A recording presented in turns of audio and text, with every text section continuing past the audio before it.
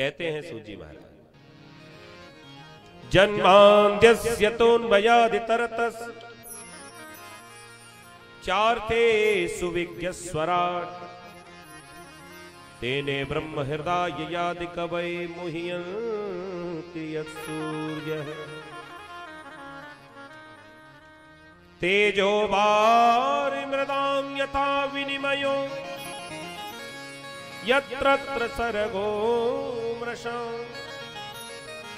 धाम्ना स्वेन सदा निरस्तकुहकं सत्यं परं धीमहि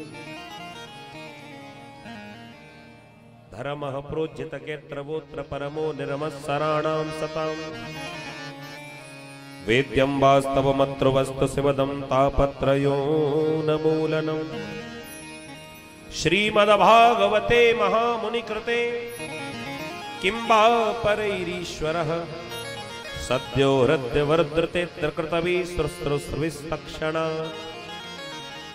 निगमकल्पतरोर्गलितं फलं शुकमुखादमृतद्रवसंयुतं पिबत भागवतं रसमालयं मुहुरहो रसिका भुवि भावुका। कथा प्रेमियों, ये 3 श्लोक हैं प्रारंभ। अब इसका भाव समझ लीजिए। पहले तो मंगलाचरण का ही भाव समझ लीजिए।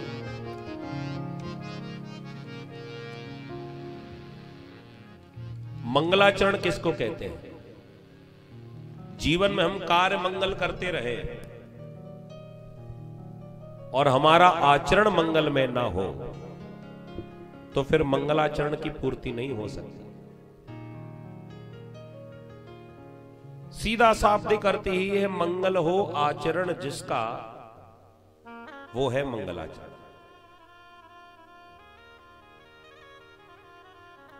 मंगलमयी आचरण समंगलाचरण। हमारा आचरण मंगलमय ना हो, हम किसी से प्रेम से न बोल पावे और दिन रात माला घुमाते रहें, उस माला को घुमाने का लाभ ही क्या है? माला दिन रात चल रही है और उस माला का असर हो नहीं रहा। हमारा आचरण ही सुधर नहीं गया, हमारा बोलचाल ही यदि नहीं सुधरा, हमारा स्वभाव यदि नहीं बदला, तो भैया ऐसे पूजा पाठ से लाभ ही क्या है?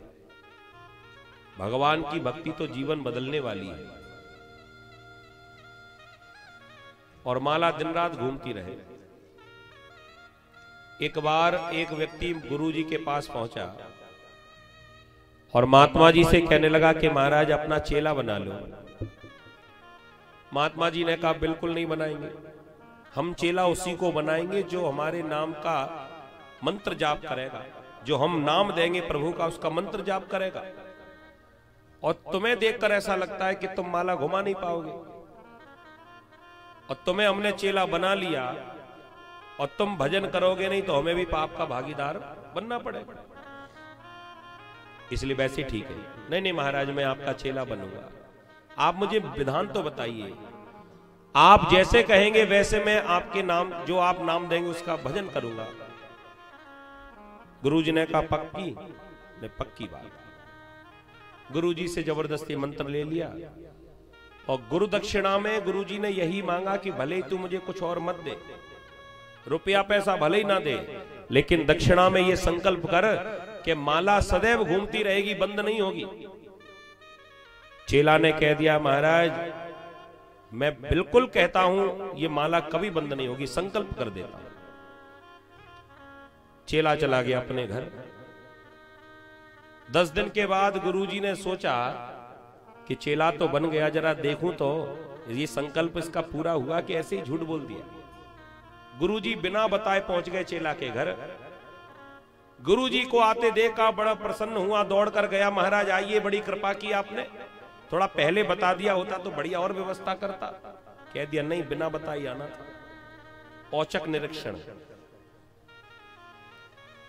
जैसे ही पहुंचे स्वागत किया, सम्मान किया, खूब जलपान कराया, लेकिन गुरुजी ने पूछ दिया बेटा जो मैंने संकल्प कराया था वो तो तूने पूरा नहीं किया।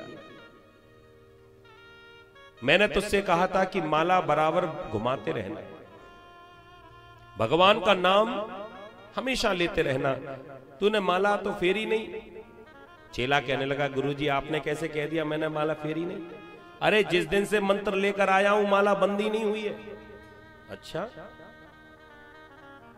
1 घंटे से तो मैं ही देख रहा हूं, तूने एक बार भी नाम नहीं लिया और कह रहा है कि माला बंद नहीं हुई है, तेरे हाथ में ही माला नहीं है। कह दिया नहीं गुरुजी, ऐसे हाथ से माला नहीं फेरता। तो चलो भीतर दिखाता हूं। भीतर गया और गुरुजी को कहने लगा, देखो आपने जो माला दी थी मैंने पंखे पर टांग दी है और बराबर पंखा घूम रहा है। जिस दिन से आपसे लिया है मंत्र वह दिन से माला बंद ही ना भई। तो केवल माला ही घूमती रहे और हमारा स्वभाव, हमारा हृदय परिवर्तन ना हो तो ऐसी माला घुमाने से भी क्या फायदा। तो मंगल हो आचरण जिसका। सूत जी महाराज ये जो प्रथम श्लोक में कह रहे, जन्मान्यस्यतोन्वयादितरतस् चार्थेषु विज्ञस्वराट्, इसका अर्थ क्या है? ये प्रारंभ के जो 2 श्लोक हैं ये ब्रह्म सूत्र से लिए गए, ये ब्रह्म सूत्र के मंत्र हैं ये। और ब्रह्म सूत्र कहता है कि परमात्मा जिनकी कथा हम सुनने वाले हैं, जिनका दर्शन हम लोग करते हैं, वो भगवान कहां रहते हैं? जन्मान्यस्यतोन्वयादितरतस् चार्थेषु विज्ञस्वराट्, जो जन्म देने वाले हैं, संहार करने वाले हैं, भरण पोषण करने वाले हैं, वो हमारे चारों ओर रहते हैं। अब किसी को भरोसा ना हो, कोई ये पूछे कि भाई आप कहते हो कि भगवान हमारे चारों ओर है, लेकिन हमें तो दिखते नहीं, कहां है भगवान? तो वेदों का वाक्य है, सबसे छोटा मंत्र, सर्वम खलमिदं ब्रह्म, हर जगह। वेदों की वाणी समझ में ना आवे तो रामायण तो घर घर हम लोग पढ़ते सुनते हैं और उसकी चौपाई स्वाभाविक समझ में आ जाती है। तो व्यवहार में हमारे तो वहां भी रामचरितमानस में गोस्वामी तुलसीदास जी महाराज ने यही बात कही, सिय राम मैं सब जग जान, करहु प्रणाम जोर जुग पान। हर व्यापक सर्वत्र समाना, प्रेम ते प्रकट होए में जाना। रामायण कह रही है भगवान हर जगह, वेद कह रहे हैं, भागवत भी कह रहा है। और किसी की वाणी सुनना है, हाँ कबीरदास की भी सुन लीजिए। कबीरदास जी क्या कह रहे हैं? बात वही होगी, कहने का तरीका अलग हो सकता है। घट घट रमता साइया खाली घट ना कोई, बलिहारी बा घाट की जा घट पर घट हो।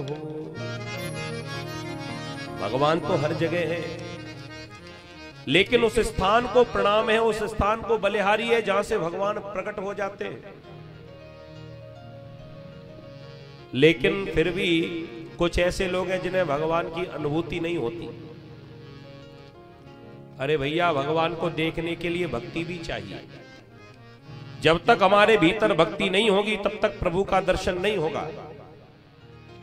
भक्ति नहीं होगी, भगवान सामने भी आ जाएंगे फिर भी पहचानोगे कैसे? वो तो बिल्कुल वैसे ही मान लीजिए, उदाहरण के रूप में एक व्यक्ति चश्मे की दुकान पर पहुंचा, दुकानदार से कहा कि ऐसा चश्मा बना दीजिए, बारीक से बारीक अक्षर भी हम पढ़ लें। ऐसा चश्मा बना दो कि हम बारीक से बारीक अक्षर भी पढ़ लें। दुकानदार ने कहा बिल्कुल बना देंगे। एक चश्मा उठाया और पहनाया, चेक करके देखा, अखबार रखा था सामने, भैया बताओ पढ़ने में आ रहा है? कह दिया नहीं, साफ साफ नहीं आ रहा। तो दूसरा चश्मा उठाया, दूसरा चश्मा पहनाया, अब कह दिया अभी भी साफ नहीं दिख रहा। तीसरा चश्मा उठाया, मना कर दिया, नहीं नहीं नहीं पढ़ पा रहा हूं। दुकान में जितने चश्मे रखे थे खूब मोटे मोटे लेंस, सारे चश्मे आंखों पर चढ़ा दिए लेकिन वो ग्राहक कहता रहा कि मैं पढ़ नहीं पा रहा, दिखाई दे रहा है, दिखाई सब कुछ दे रहा है, लेकिन पढ़ने में नहीं आ रहा है। थक गया बेचारा दुकानदार और आखिरी में पूछा, ये बताओ थोड़े बहुत पढ़े लिखे हो? मना कर दिया, पढ़ा लिखा तो बिल्कुल नहीं है। प्रेम से बोलो राधे राधे। अरे भैया, जब चश्मा क्या करेगा, आप खुद पढ़े ही नहीं हो। अक्षर का ज्ञान जब तक हृदय में नहीं है, तब तक कितनी भी किताबें सामने आ जाए, पढ़ने में नहीं आएंगी। और अक्षर का ज्ञान होगा, पढ़ने में आ जाएगा। ऐसे ही जब तक भक्ति भीतर नहीं होगी, परमात्मा दिखाई नहीं पड़ेगा। और भक्ति का थोड़ा भी अंश हमारे भीतर होगा तो जन जन में परमात्मा का दर्शन हो जाएगा। यही भाव है। सत्यम परम धीमहि, केवल परमात्मा ही सत्य है, ये सारा संसार झूठा। और हम लोग झूठे संसार के चक्कर में पड़े हुए और सत्य जो परमात्मा है उसे भूल जाते हैं। संसार झूठा और जीवन भर उसी का झगड़ा, ये मेरा, ये मेरा, ये मकान मेरा, ये घर मेरा, ये हिस्सा मेरा, ये प्रॉपर्टी मेरी, ये मेरा, ये खेत मेरा। और ये मेरा मेरा करते करते एक दिन प्राण निकल गए, अब पता नहीं किसका है। ये झगड़ा तभी तक है जब तक आंखें खुली, और जैसे ही आंखें बंद हुई फिर झगड़ा समाप्त। आंखें बंद हुई सोई पूरे गांव के, समाज के, क्षेत्र के रिश्तेदार सभी इकट्ठे हो गए और कह दिया चलो ले चलो शमशान। अब शमशान ले जाने लगे, तब सबने गाया कि राम नाम। अरे भैया, ये जीवन जब तक जिंदा रहे तब तक समझ में नहीं आया, और प्राण निकल गए अब कह रहे हो राम नाम सत्य है।